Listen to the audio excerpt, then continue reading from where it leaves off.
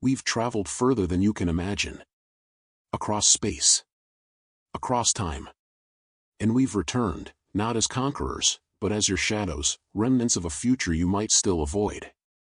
A voice, human but layered with something alien, speaks over the scene.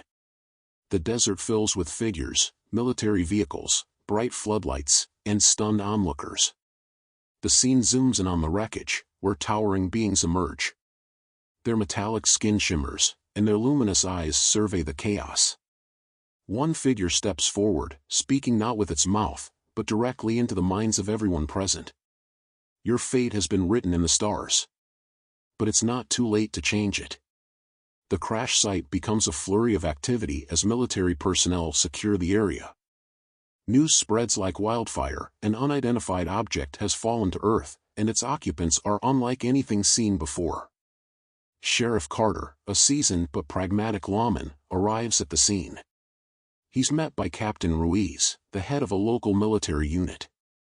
"Sheriff," Ruiz says, nodding toward the shimmering ship, "I'd say this is way above your pay grade." Carter doesn't flinch. "You'd be right, Captain. But this is still my town, and I don't like strangers messing with it." As they speak, one of the beings steps forward, its presence unnervingly calm amid the chaos. The soldiers instinctively raise their weapons.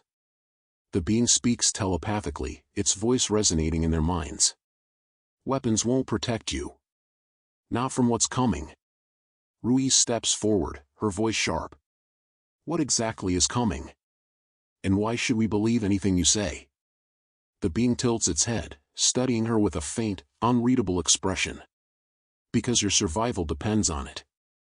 In a secure facility, the beings are interrogated. Their leader, a tall figure with violet eyes and a liquid metal-like form, identifies itself as Avarice. Dr. Eliza Hart, a renowned astrophysicist, is brought in to lead the investigation. She's skeptical, her approach clinical and detached. "Let me get this straight," she says, pacing the room. "You're claiming to be humans? Taken from Earth centuries ago?" Avarice nods. "Yes. Your ancestors. We were abducted, modified, and left to survive on a world far harsher than this one. We adapted. But we never forgot where we came from." Eliza scoffs. "You expect us to believe that?" Avarice leans forward, its violet eyes glowing. "We don't expect belief. We expect understanding. Look at our DNA.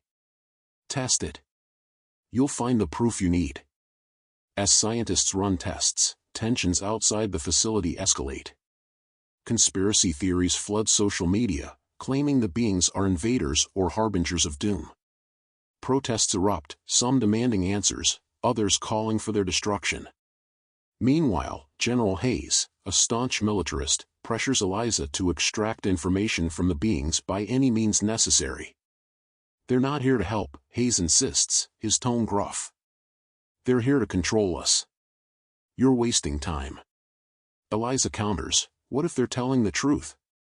What if they're here to warn us about something bigger than you or me?" Hayes leans in, his voice low and menacing. "And what if they're lying? Can you live with the consequences if we do nothing?" Back in the interrogation room, the beings reveal more of their story. Avarice describes their abduction by a dying alien race that sought to preserve human life by modifying it to survive in hostile conditions.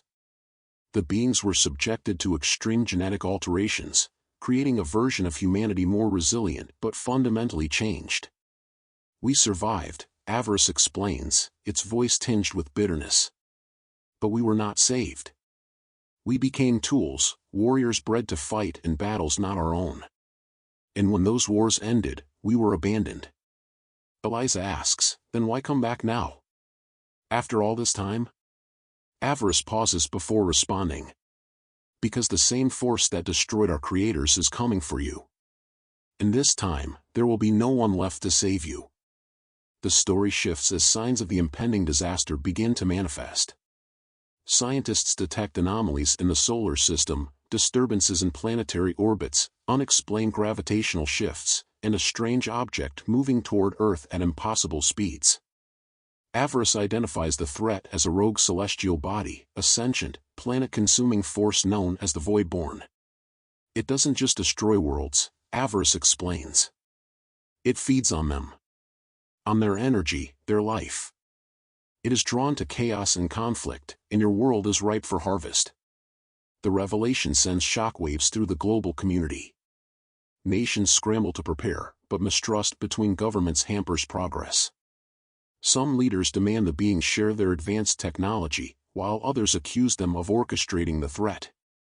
As the deadline looms, humanity faces a choice: trust the beings and work together or succumb to fear and division. A tense meeting takes place between world leaders, scientists, and the beings. Avarice delivers a powerful speech, its voice echoing with urgency. You fear us because we are different.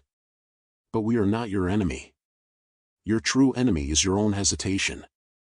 You have the means to fight this, but only if you stand as one. If you do not, the Voidborn will not just end your world, it will erase your existence.